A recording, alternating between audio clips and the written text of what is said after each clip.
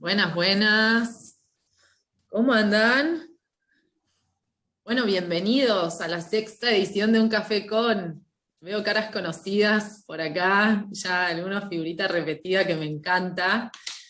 Bueno, pero para quienes no me conocen, mi nombre es Renata Berra, soy encargada del área de membresías de redacción. Y antes de empezar, les quiero contar que estamos grabando este encuentro, pero por una cuestión de que hay miembros que no pudieron estar por temas de disponibilidad horaria y demás, entonces después lo subimos a YouTube para que puedan disfrutarlo. También capaz ustedes se quedan con ganas de repetir en algún momento este encuentro, así que lo van a poder tener a mano.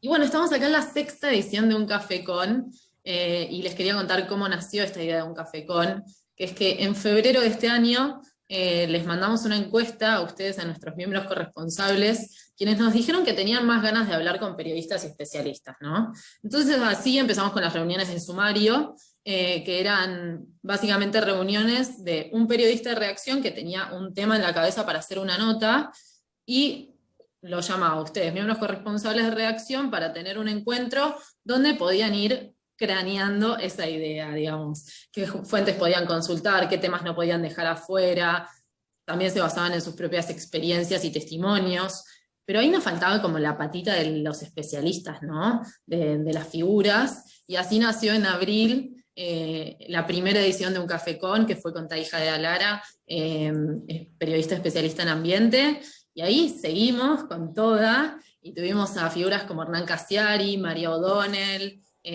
un sobreviviente de la tragedia de los Andes, Mariana Maggio, especialista en educación, y hoy tenemos el placer de recibir a Melody y a Mayan, que son dos mujeres feministas especialistas en el Islam.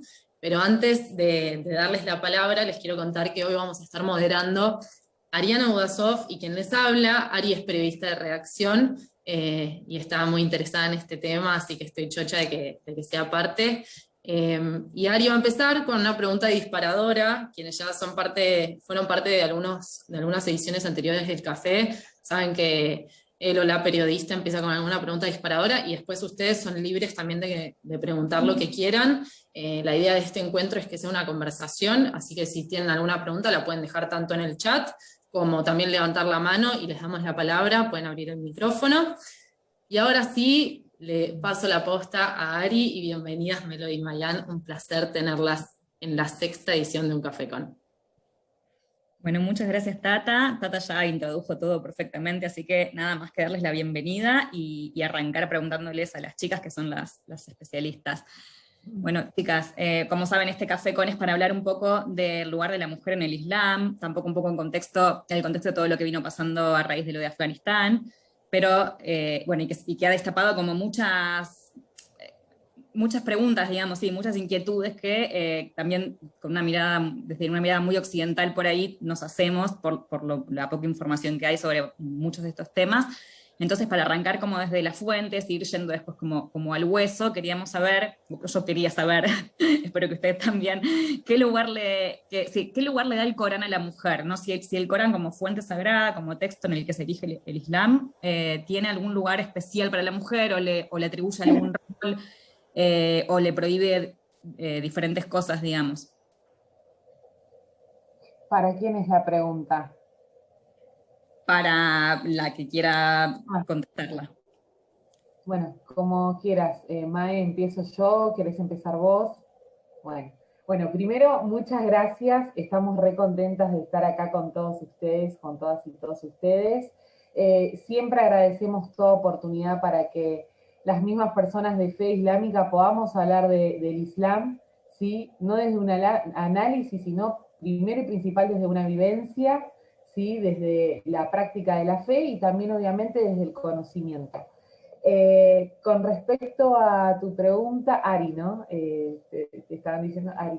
El lugar que le da el Corán o cómo menciona el Corán a la mujer es más bien cómo el Corán le habla a la humanidad, ¿sí?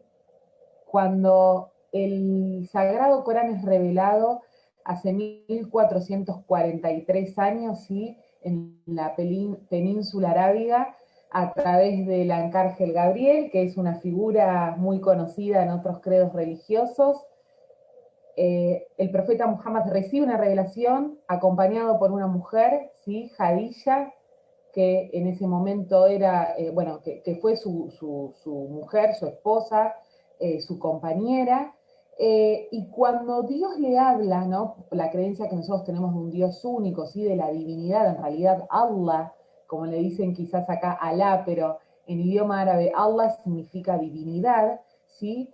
Le habla a la humanidad, dice, oh humanos, oh creyentes y creyentas, ¿sí? Usa, digamos, un diálogo para la época en el que cuando habla de obligaciones, le está hablando a los hombres y las mujeres, y dice, los hombres que no corrompen la tierra, las mujeres que no corrompen la tierra.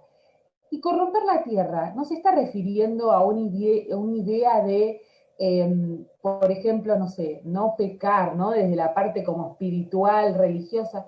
Está hablando de hacer bien al otro, no joder al otro, ser justo con los hijos, ser justo con las personas que interactuamos en el trabajo. No corromper la tierra también tiene que ver con cómo nosotros transitamos el lugar en donde vivimos y somos agradecidos sobre el medio ambiente. Porque dice una ley del Sagrado Corán, y Dios le va a preguntar, ¿no? A los hombres, a los humanos, en realidad, ¿qué es lo que hicieron con la tierra, con el medio ambiente? Esta cuestión del cuidado del agua, que tanto habla el Corán de que los seres humanos desperdician el agua.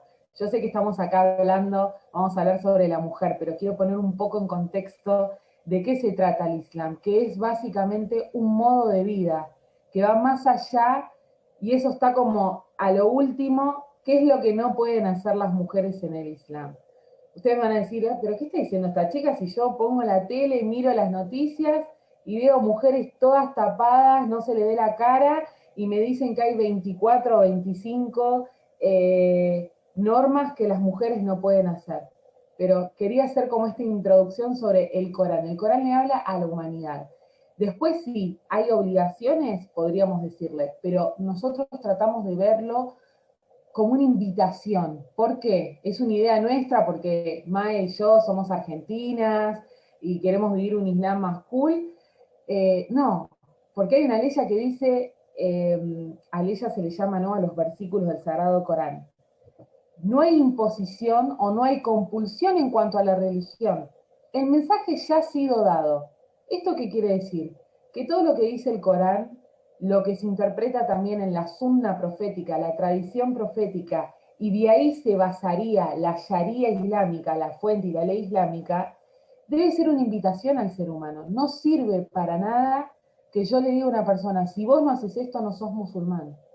Si vos no haces esto, si no te comportás de esta manera, no sos una buena mujer, que es lo que nos convoca el día de hoy. No sé si se entendió, me fui un poquito por las ramas. No. Bueno, también desde la creación, lo que dice el Corán es que nos crea de forma igual, no nacemos de una costilla ni de nada, nos crea desde la igualdad. Bien, con respecto a lo que decías, Melody, me quedan dando vueltas dos cosas, así como, primero, si el Corán dice esto que también explicaste, digamos, como que es un modo de vida y una invitación, digamos, ¿no? a algo a ejercer, a un modo de vida a ejercer, digamos, porque es que nos pasa esto que prendemos la tele y en 25 canales, cuando pasa algo como lo que pasó en Afganistán, vemos un montón de noticias que dicen, no, las mujeres todas tapadas y los derechos, que sucede, ¿no? Porque hay que separar esto, digamos, por más que el Corán diga una cosa, la realidad, digamos, en algunos países la realidad es otra, entonces quiero llegar a entender cómo si el Corán le da un rol igualitario a la mujer y al hombre, después ahí entiendo que es por interpretaciones, pero cuéntenos más ustedes, devienen, digamos, en situaciones como estas, donde las mujeres son tan cercenadas, tan vejadas, digamos, el cerceno en sus derechos. Esa es una cosa, y no me quiero olvidar de otra, mencionaste que también, que sí hay una cierta cantidad de normas respecto a qué cosas no pueden hacer las mujeres, y podés contarnos más de esto, que yo no, por lo menos no las conozco y no sé a qué se pueden referir. Bueno, con respecto a tu primera pregunta, ¿qué es lo que pasa? ¿Por qué prendemos la televisión o vemos en un portal de noticias? lo que sucede con las mujeres en el mundo. Es real, sucede, lamentablemente, o sea, como hablamos y decimos de que el Islam vino a traer equidad, sobre todo a una época en la que...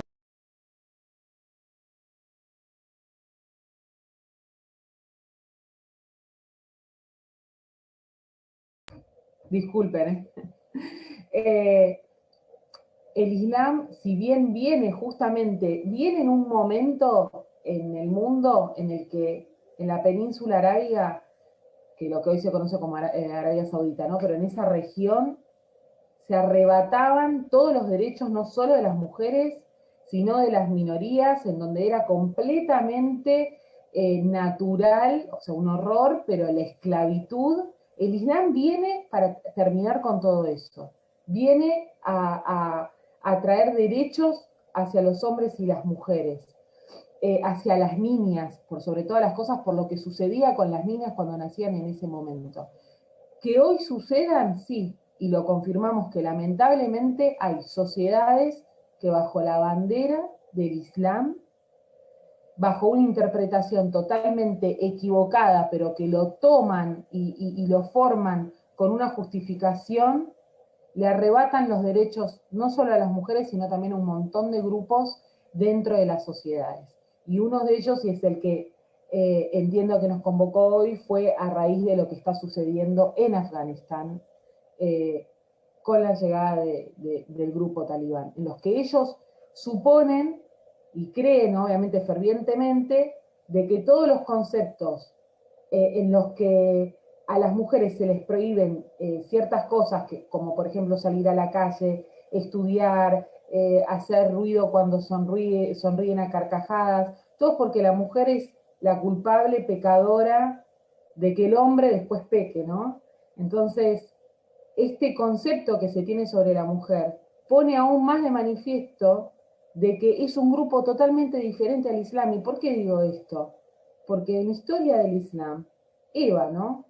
Eva, Hawa, en idioma árabe, es una figura también reconocida en la historia del Islam, porque nosotros cuando atestiguamos en nuestra creencia de la divinidad única, ¿no? que creemos en la unicidad divina, atestiguamos que Muhammad o Mahoma, como le llaman en Occidente, pero su nombre es Muhammad, es el sello de los profetas. ¿Qué estamos diciendo con esto? Que creemos en Adán, creemos en Jesús, creemos en los mensajes y en los libros anteriores, las revelaciones anteriores.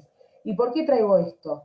No se puede entender que desde la perspectiva islámica se crea que la mujer no debe hacer esta cierta cantidad de actividades como no ir a estudiar, no ir a trabajar, no vestir de cierta forma, no mirar a los hombres directamente, cuando el Islam justamente vino a aclarar de que, por ejemplo, o sea, la visión del Islam sobre la historia de Eva no es que fue una mujer que pecó o que incitó al pecado a los hombres o a la humanidad, sino de dos personas, Adán y Eva, dos personas de carne y hueso, que no debían comer un fruto, que no se sabe si era manzana o qué fruto era, y lo comieron porque eran seres humanos y todos nos equivocamos. Esa es la historia del Islam y es hermosa, pero la interpretación que hacen estos grupos es totalmente ajena y contradictoria al mensaje del Islam, que tiene que ver con la misericordia, con el entender que los seres humanos se equivocan constantemente, y que es parte del ser humano, ¿no? Bien, ¿y cuáles son esas cosas que sí mencionás que el Corán prohíbe, digamos, para las mujeres? Y bueno, y si hay alguna explicación de por qué. Bueno, quizás cuando contés cuáles son se entiende también el por qué. ¿Querés responder, Mae? O...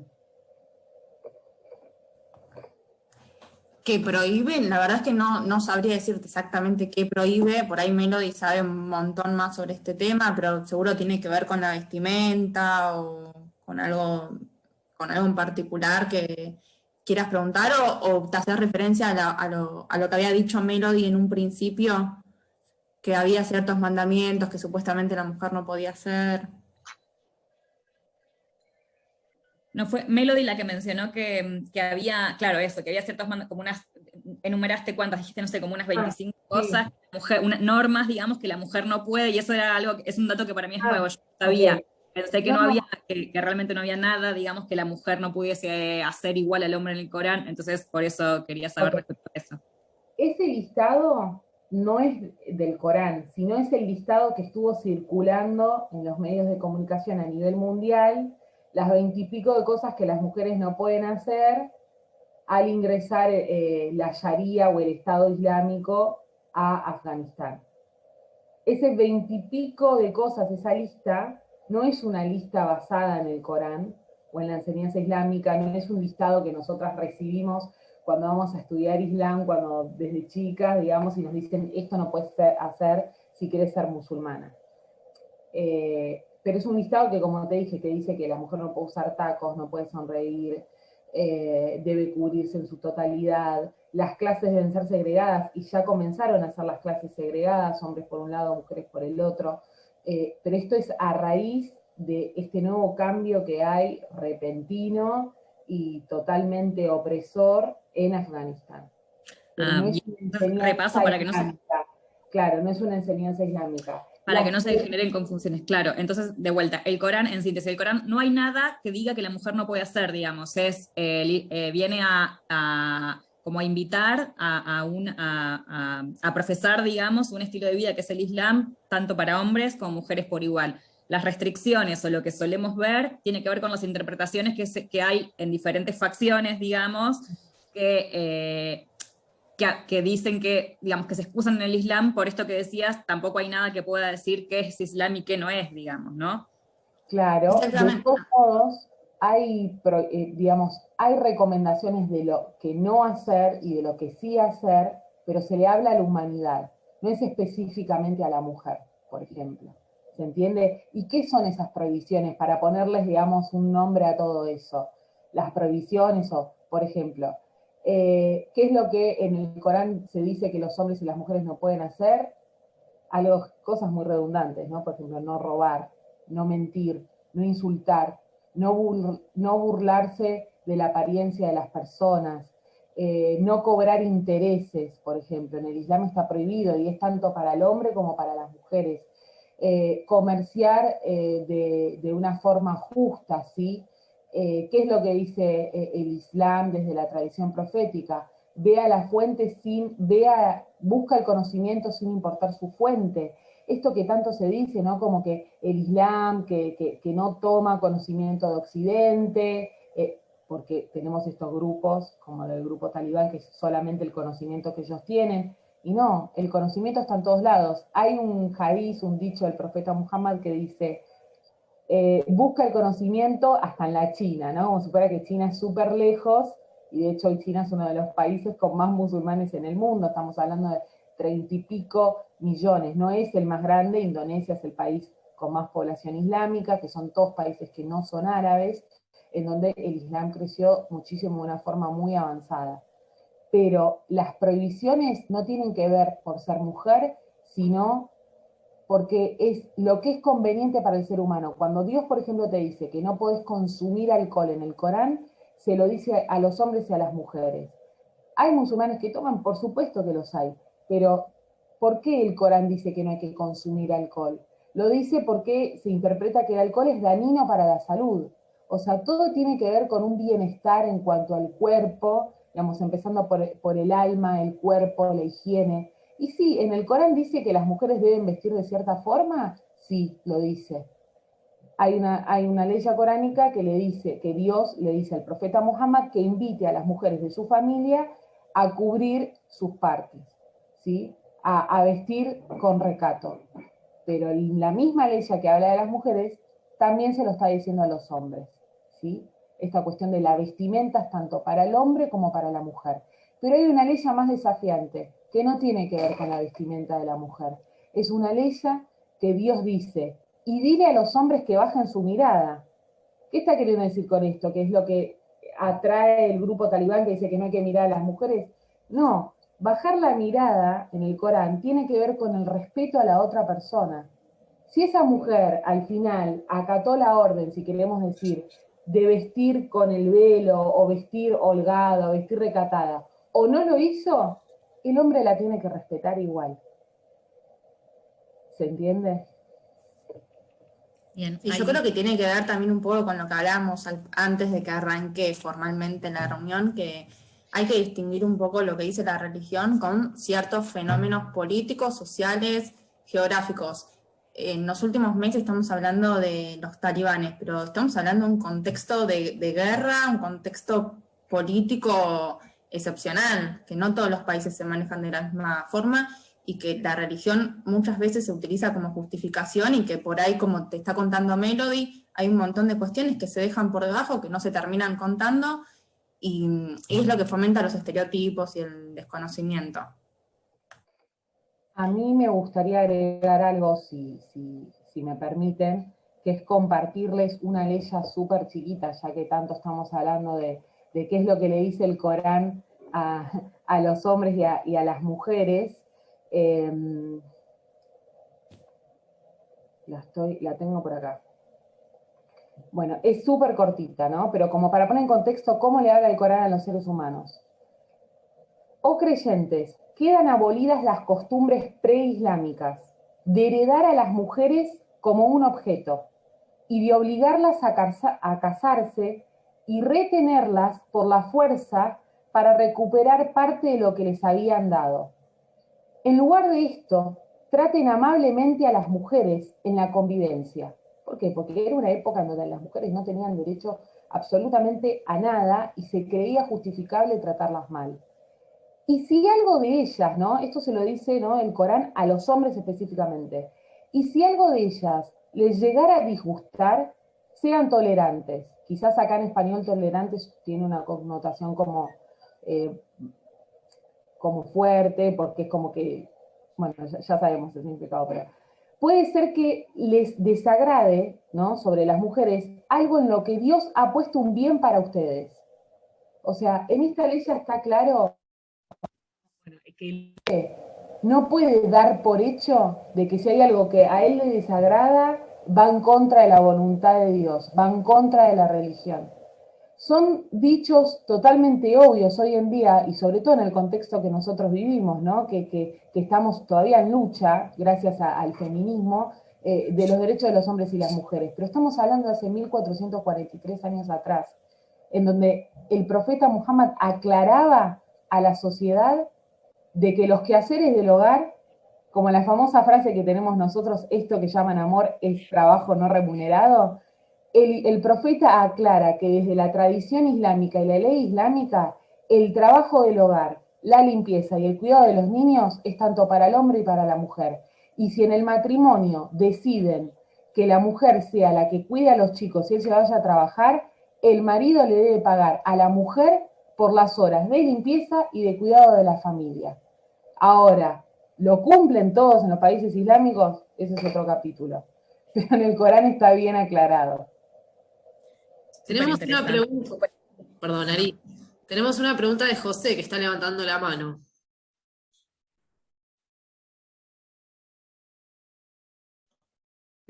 Hola, ¿qué tal? ¿Cómo le va? No, mi pregunta va más, digamos, más allá de lo que diga el Corán, porque también, digamos, en la Iglesia Católica pasa lo mismo, ¿no? O sea, quizás a medida que pasó el tiempo, digamos, la Iglesia fue interpretando, digamos, los hombres, digamos, cosas que realmente, digamos, no tienen mucha justificación, como por ejemplo que no puede haber mujeres sacerdotes o cosas por el estilo.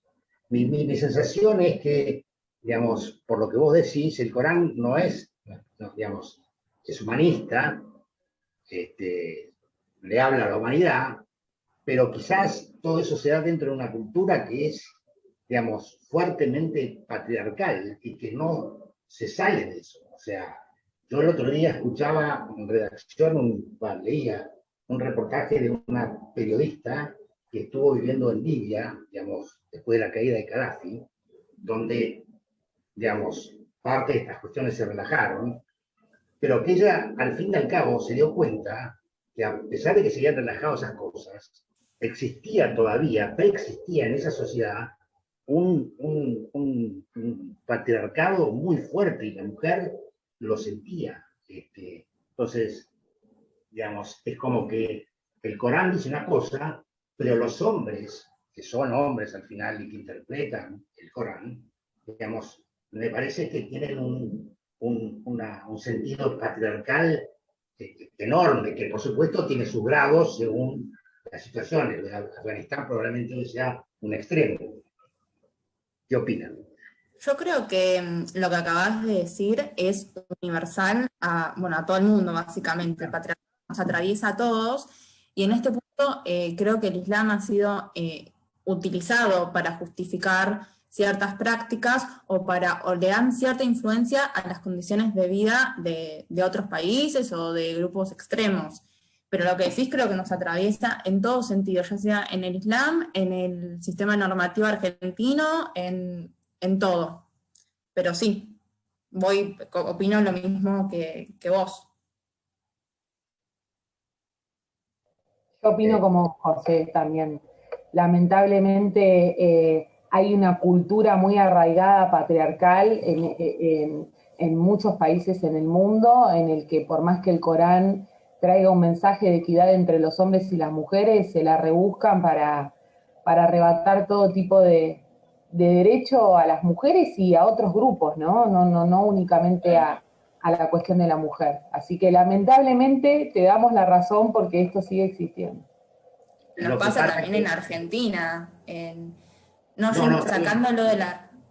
Lo que pasa es que en los países islámicos, digamos, es mucho más extremo. O sea, hay cosas, digamos, acá en Argentina no se ocurre que una mujer no pueda manejar un auto. En Arabia Saudita hasta hace poco no podían manejar. Creo que hay como un dique patriarcal, digamos, mucho más fuerte. No sé si más fuerte, es cierto que es más, hay un choque cultural más fuerte. Es tremendo que a una mujer no la dejen manejar, pero creo que tiene que ver con una decisión política, como también, si nos ponemos a analizar, siempre los feminismos hay que analizarlos en términos locales, siempre. También es fuerte que maten a una persona, a una mujer cada 35 horas en Argentina, y yo me pongo en el lugar de ellos que deben decir, che, en Argentina matan a una mujer cada 35 horas víctima de un femicidio, pues no que muera una mujer cada 35 horas porque sí. Creo que tenemos que analizarlo en términos universales, globales, más que nada.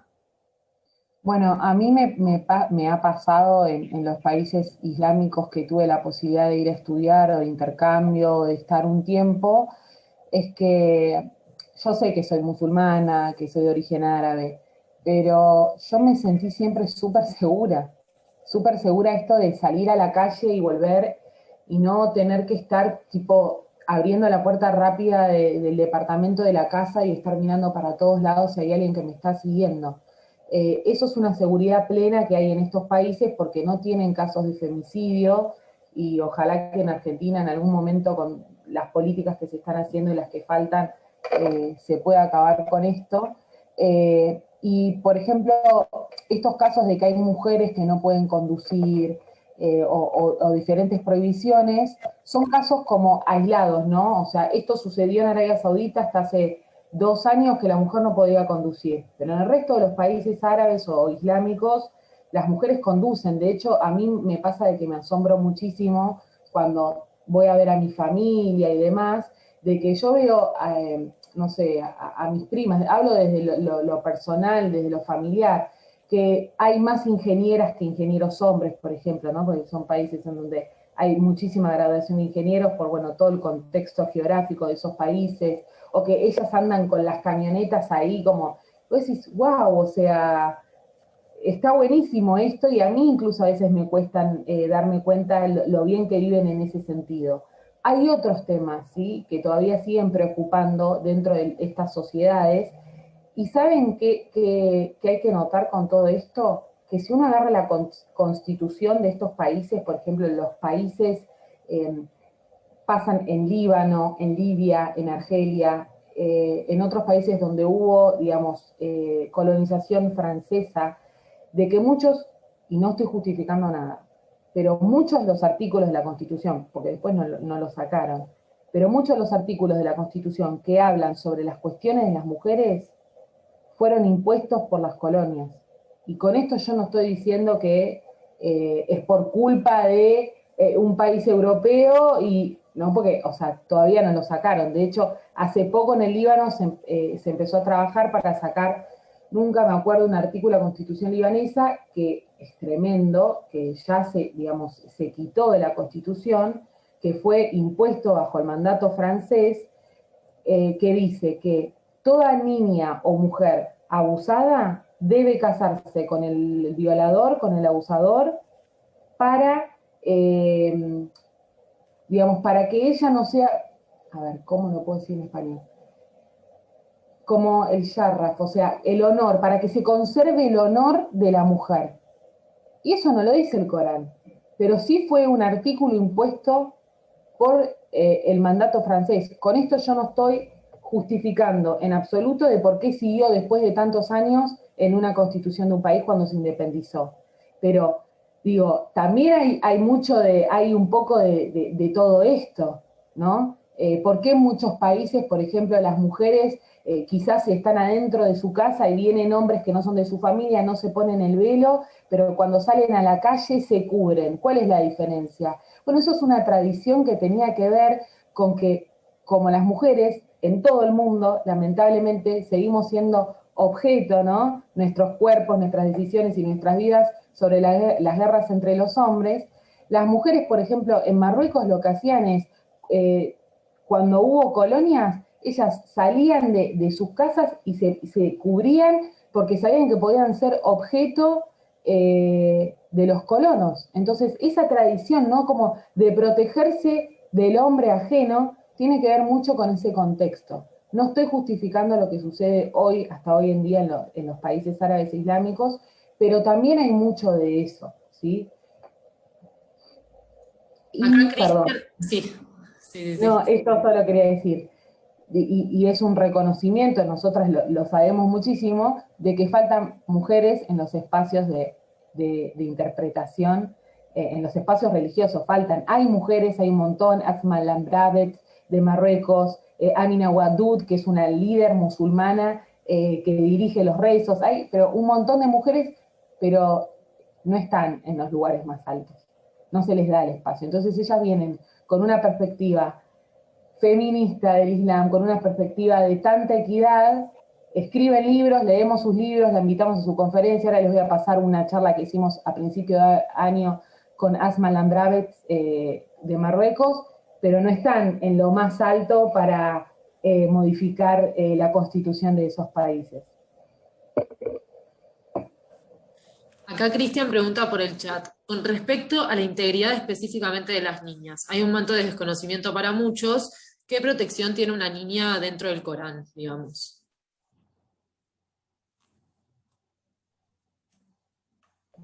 Me encanta esa pregunta.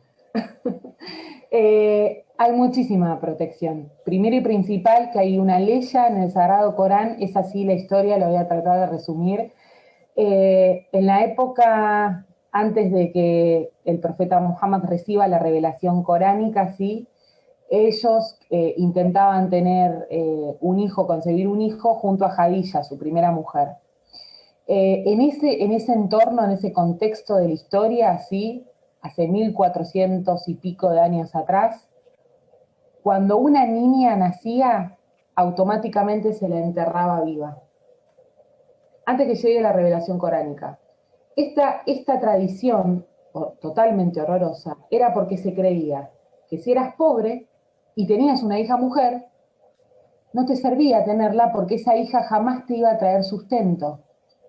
¿Por qué? Porque la mujer no trabaja, la mujer, ¿no? Entonces, la tradición era que las mujeres parían, ¿sí? En un lugar por ejemplo, sobre la tierra, con un pozo cerca. Entonces, si la niña era mujer, se las enterraba viva. Y en el Corán dice, hay una ley, ¿no? Un versículo del Sagrado Corán que dice, y Dios le preguntará a esas niñas qué daño han hecho para ser enterradas vivas. No lo dije tal cual, pero una cosa así. ¿No? Como qué castigo, qué hicieron para ser enterradas vivas. Cuando finalmente el profeta Muhammad y Jadilla tienen una descendencia, tiene una hija mujer. En un momento de la historia en donde niña que nacía, niña que se la mataba. Ellos, por supuesto, continúan con la vida de su hija y se marca la descendencia del mensajero del Islam, del mensaje del Islam. Estamos hablando de que todas las religiones venimos con esto, ¿no? De que el hombre que recibe el libro, en el Islam también lo recibe un hombre. La descendencia del profeta Muhammad se marca por una mujer, Fátima, a quien después empiezan a llamar madre de su padre. En idioma árabe, no para que lo aprendan, pero se dice Abuja. Madre de su padre es un concepto muy fuerte, y sobre todo en esa región y en ese entonces. ¿Y por qué se la llamaba madre de su padre? Porque ella se metía en todas las discusiones políticas, iba hasta la corte, y ella fue la mujer que demanda la herencia del padre porque se la quieren quitar a ella la herencia, porque como no tenía ningún hermano varón vivo, porque después ellos siguen teniendo hijos y se mueren todos y queda su hija sola mujer, cuando ella le quieren quitar la herencia, porque dicen que una mujer, si no tiene un hermano varón, no puede tener una herencia, ella va con los versículos del Corán y dice, a mí me corresponde la herencia, ¿sí? Entonces, ¿por qué traje esta historia? Porque en el contexto, cuando antes dijimos con Marian, ¿no? De que el Islam no únicamente está hablando de la equidad para las mujeres, habla de la humanidad, lo que pasa con los niños, con las niñas. Entonces, este es el primer y la clara historia de que el profeta Muhammad, junto con Jadilla, intentaron terminar con esto, ¿no? Para los pueblos en ese momento, para la sociedad en ese momento, ellos, Muhammad y su mujer Jadilla, eran unos traidores, porque no mataron a su hija mujer. ¿Cómo van a seguir teniendo una familia liderada por una mujer cuando la mujer no va a hacer nada, no va a trabajar? Y sin embargo después su hija fue enfermera en los campos de guerra, o sea, un montón de cosas. Y sobre todo, algo que es muy interesante y que todavía seguimos luchando hoy en día las mujeres y los hombres también que tienen nuestro pensamiento en el Islam, es la cuestión del rezo. Nosotros los musulmanes rezamos todos los días, ¿sí? Pero hay un día, el día viernes, que es el rezo en comunidad, porque se dice que la vida del ser humano vive en comunidad. Entonces, el día viernes es una oportunidad para estar en comunidad.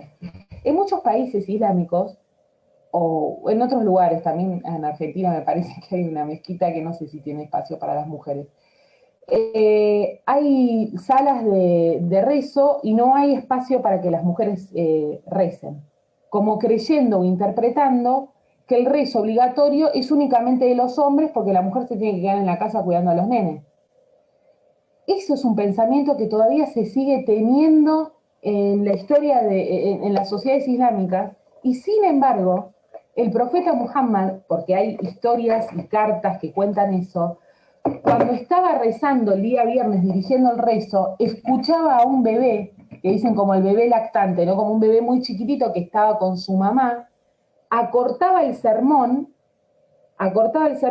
para que la mujer pueda disfrutar de ese momento que era el rezo en comunidad. Y de hecho otras historias cuentan de que él se llevaba a sus nietos, ¿sí? A los nenes y jugaban mientras él estaba rezando. Nosotros rezamos y hay mucho movimiento de cuerpo, y él no quitaba a los niños, ¿sí?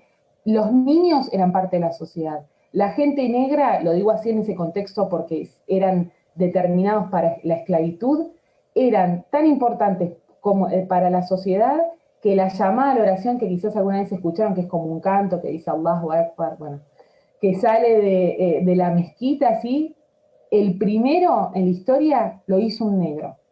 O sea, siempre el profeta fue justamente como rompiendo con esos esquemas que había, las mujeres, las niñas y la cuestión que estaba tan marcada de la esclavitud. Eso, no sigo hablando porque nos vamos a quedar sin tiempo. Súper interesante. Yo la verdad que mientras iban hablando, nada, tengo mentalmente 1,5 millones de preguntas que me gustaría hacerles, pero como no tenemos tanto tiempo, y me interesa, me quedo mucho con esto que creo que sobrevuela siempre esta charla sobre este tema y las preguntas que van saliendo, es que nos es imposible, y creo que es lo lógico, digamos, a veces poder comprender o pensar una cultura oriental viviendo en Occidente, digamos, y con la cultura occidental tan arraigada, bueno, porque la habitamos y la vivimos y nos habita. Entonces, me gustaría saber cómo funcionan ustedes este cruce de ser musulmanas viviendo en Argentina, que nos cuenten un poquito cómo es la comunidad acá, si es chica, si es grande, si se concentra en algunas provincias o ciudades y en otras no, porque un poquito cómo lo viven ustedes, el hecho de ser musulmanas argentinas y tener como este cruce de Oriente y Occidente un poco. Es difícil. No es difícil, es raro, porque muchas veces cuando interactúas con gente por ahí que no es de la comunidad, bueno, yo soy abogada y me relaciono con un montón de gente, a la vez milito, y siempre la primera imagen es, vos sos musulmana, pero no parecés musulmana, es la típica frase. Y después te pones a pensar, ¿por qué no parezco musulmana, no? Porque parezco argentina, porque me visto como argentina, como... les es difícil disociar las costumbres sobre, no sé, vestimenta o formas de vivir en otros países con la religión. Pero también a la vez hay mucha curiosidad, ¿no? De qué comes, qué no comes, qué haces los viernes. Pero la verdad es que Argentina es un país muy inclusivo en cuanto a derechos para todos los cultos. Así que no es tan difícil de llevar de profesar tu religión. ¿Y cómo es la comunidad? ¿Hay mucha comunidad en Argentina? ¿Hay provincias en las que se concentra más o no? ¿Hay muchas mezquitas? ¿Tienen el espacio para ir a rezar o no? Es algo que no, tampoco hay tanto conocimiento. No tengo el número acá en Buenos Aires, cuántas hay, pero creo que hay 4 menos, no, ¿cuántas hay? Ahí está, bueno, la más conocida en Palermo, es la que todos conocen, hay una en San Cristóbal, hay una en Flores, en José Ingenieros, y Después, sí, son 3 mezquitas principales y después hay lo que se llama musalla, que quiere decir como sala de rezo amplia.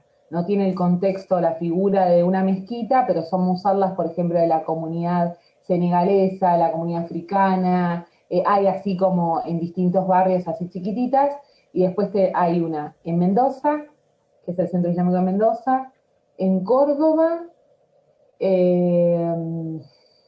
y así en Mar del Plata también hay, no sé si 2 o 3, sí. Y con respecto al número de la comunidad islámica en Argentina, justo la otra vez hablamos que los últimos datos que hay del censo, ¿cuánto era? ¿1 millón? ¿O cuántos? No tengo el número exacto. Sí, 1 millón, que me parece un poquito mucho. Claro, no sabemos de dónde sale ese número, pero es el dato que hay. Entendemos que en ese número están incluidos, y ahí sí se quedarían cortos, pero inmigrantes sirios y libaneses. ¿Sí? Si miramos todo lo que es el norte del país, los apellidos son todos árabes. Y seguramente cuando vinieron sus abuelos o sus bisabuelos eran musulmanes. Pero ya no. Acá Javier pregunta si uno quiere ir a una mezquita, ¿puede o tiene que ser parte de la comunidad? Sí, mira, hay un día en especial que la mezquita, el Centro Islámico de Rey Fahd, ahí es Libertador, no, ¿cómo es? Burlich y Santa Fe. Y eso Bullrich casi llegando a Libertador, ¿no? No sé. Sí, sí, sí, Sí. La mezquita, sí, enorme, que es hermosa, tiene un día que se hacen visitas guiadas. Que si sigue siendo el mismo día de siempre, son los días martes. De hecho, nota de color. Podríamos ir, pero no hay espacio para rezo para las mujeres, ¿no? Sí, ahí hay espacio para las mujeres de rezo y pueden ir a visitarla. Sí, sí, sí. Ahora están con los centros de vacunación ahí, entonces es como que va un montón de gente ahora, no musulmana, pero sí, se puede ir totalmente sin ningún problema. Sí. Yo de hecho voy los viernes, pero bueno, al rezo de los días viernes, que es el rezo en comunidad. Lo que pasa, que lo que sigue pasando es que siempre van menos mujeres que hombres, porque se sigue como con eso de que no, ya está, si va, no sé, yo no estoy casada, pero si va mi marido es como que la cuota familiar de ir a la mezquita está cumplida. No, si en la época del profeta estaba Aisha, Jadilla, mujeres que se sentaban a ver Hay una ley que es espectacular, que es bastante larga, pero les voy a dejar, no solo le vamos a dejar el Instagram del instituto, pero mando chivo el de AFIFA.org, que es una fundación que tengo desde el 2015, donde siempre escribimos sobre mujeres y Islam. Y hay una ley del Corán, que es una mujer que se plantó frente al profeta y le dijo, el Corán nunca habla de nosotras. O sea, y si esa mujer se lo puede decir al profeta, que se entiende de una figura, bueno, no sabemos cómo era, pero no desde la historia, ¿por qué segregás a las mujeres en Afganistán que no pueden ir al colegio, que no pueden ir al trabajo? Y después de que ella se queja sobre esto, hace el reclamo, ella se llamaba Salama, se revela una ley que habla sobre los derechos de las mujeres en el Islam. Sí. Entonces, ¿a dónde fue eso? Seguramente fue en la mezquita, porque la mezquita no era solo un lugar para rezar el espíritu, era el lugar donde se hablaba de política, de los problemas de la sociedad. O sea, el Islam está abocado a todo eso, es un modo de vida.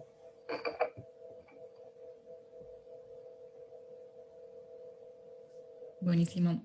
De vuelta, me surgen un montón de preguntas, pero me interesa saber un poquito de lo que también empezamos a charlar antes de que arranque el encuentro formal. ¿Qué es o cómo, cuándo surge, digamos, y si tiene presencia en nuestro país el feminismo islámico, o esto que se ha empezado a conocer también con las notas en los medios y que nos parece novedoso, pero que si investigamos un poquito vemos que no es tan novedoso, que en realidad es un movimiento que viene hace un montón. Si nos quieren contar un poquito sobre eso.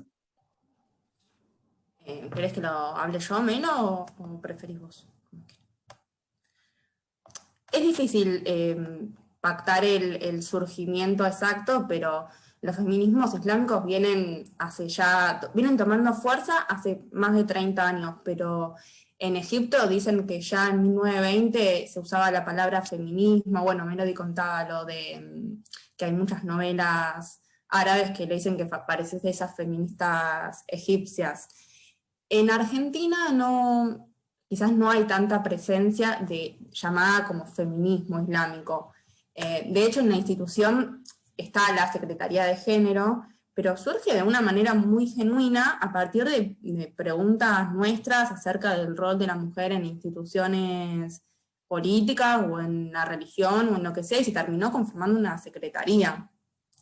No tenemos presencia en los encuentros nacionales de mujeres, pero por ahí algún día la tengamos, no se sabe. Y ¿qué más? ¿Qué otra pregunta era? Me perdí ya. Preguntaba si saben si en nuestro país hay algún tipo de incidencia, digamos, está creciendo el feminismo islámico, si mismo también ustedes se han encontrado en la situación de, bueno, no sé si ustedes se consideran o no feministas islámicas.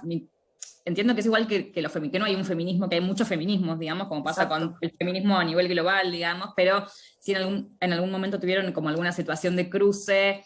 Esto yo les comentaba que había hecho una nota anterior para redacción donde la entrevistada me decía que quizás para una feminista más radical de Occidente, decir que puede pensar que el feminismo islámico es un oxímoron, pero no necesariamente es así.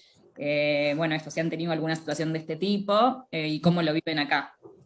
Bueno, yo me atrevo a decir, a ver, que en realidad, y en la mayoría de las mujeres, supongo, como que formar un feminismo islámico argentino, o sea, somos feministas, somos sororas, nos entendemos, hay cuestiones que una puede estar de acuerdo o no, pero me parece que el feminismo que vivimos acá en Argentina y dentro de sus diferentes feminismos, se entiende que alguna puede estar en alguna cuestión de acuerdo o no con la otra, pero justamente el feminismo se entiende, se comprende de entender las necesidades que necesitamos como mujeres y los derechos en los que estamos trabajando.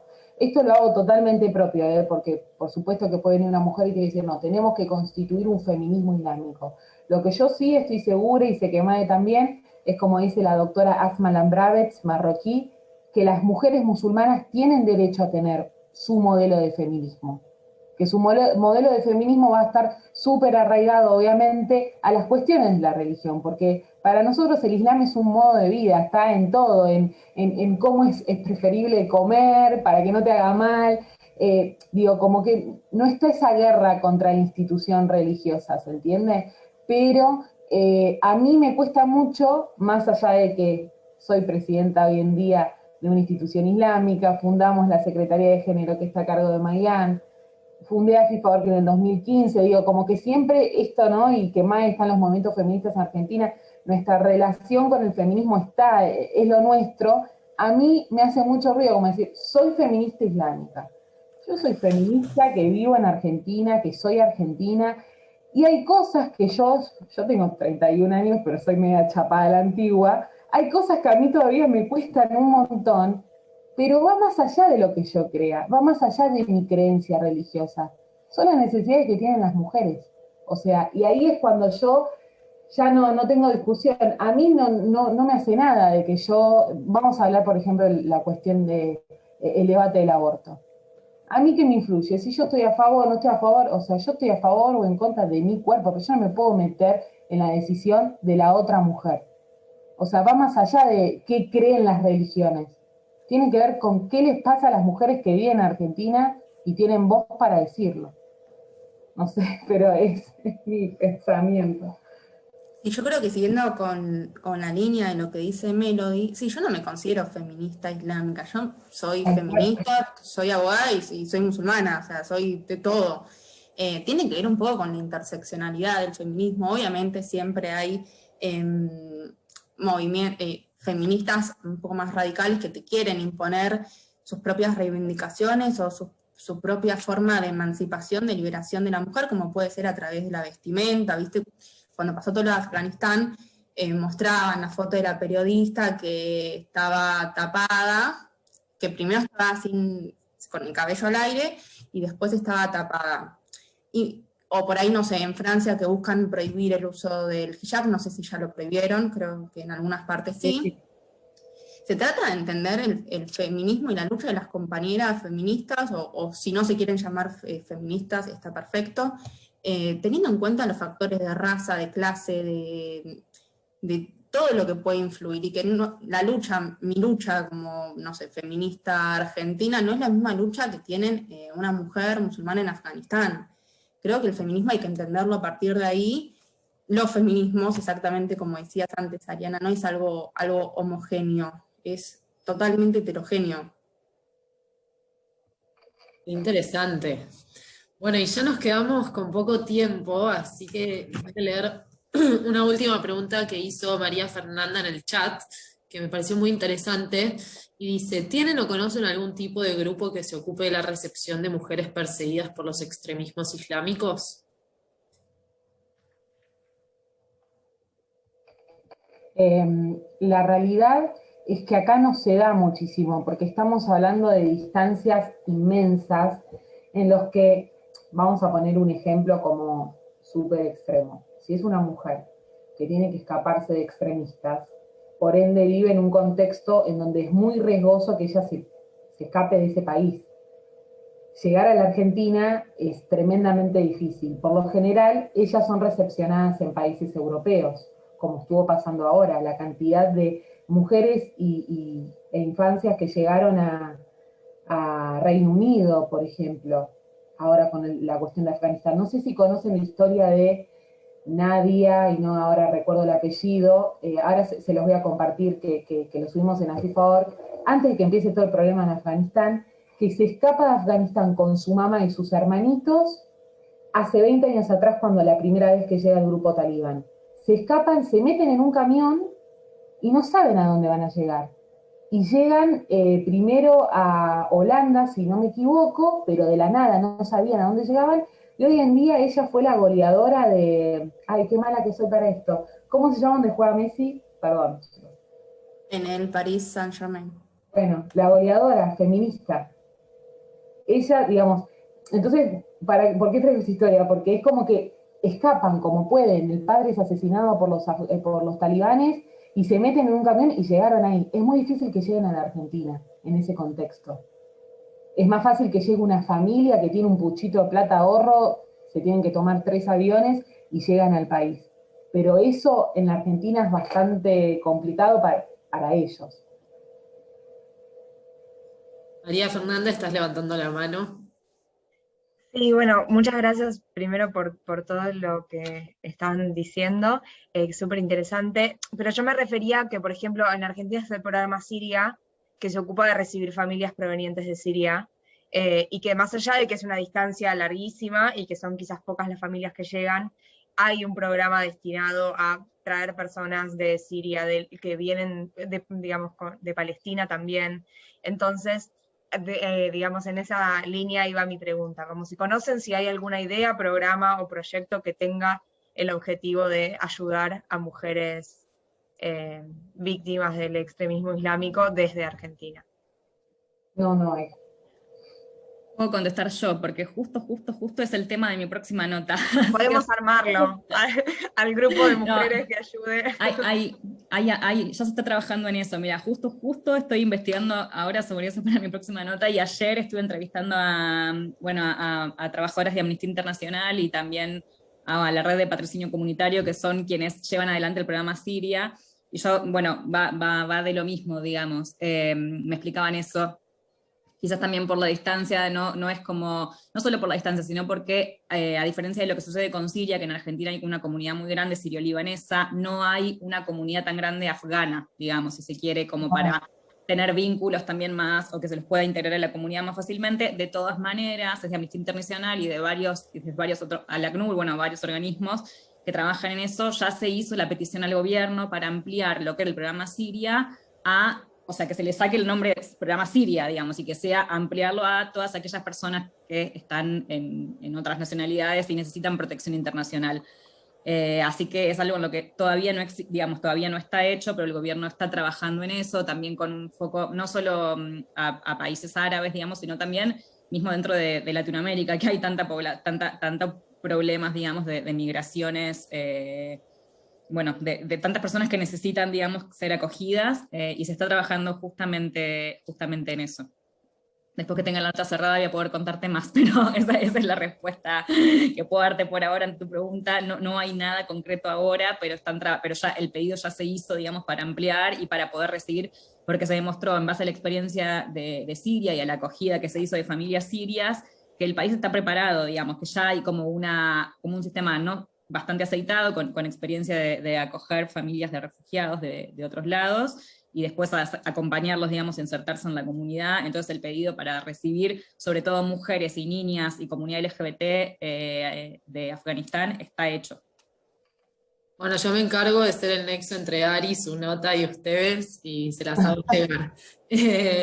Pero bueno, Melody y Mayan, les cedo la palabra porque ya nos estamos pasando un minuto de horario, para que compartan sus redes, para si quieren alguna pregunta que no les hayamos hecho y nos quieren contar algo, dónde están ahora, dónde las podemos seguir, dónde podemos ver sus trabajos. Nada, más que bienvenidas. Nos cuentan y si quieren nos pasan los links, o yo después se los comparto a todos los miembros, para que las vayamos siguiendo después de toda esta charla súper interesante. Bueno, ahí José pregunta, ¿a qué organización pertenecemos? Melody y yo estamos en el Instituto Islam para la Paz. Melody es la presidenta y yo estoy en la Secretaría de Géneros. Ahí les voy a pasar los links para que nos puedan seguir. Hacemos bastantes charlas o talleres, por si les interesa participar. Igual hay alguien más acá del instituto, que acabo de ver. Sí. A ver si prende la cámara, aunque sea. Claro, escúchame, comunicación lo tenemos que ver. Karim, estamos hablando de vos. Ahí prendió. Acá estoy, hola a todos.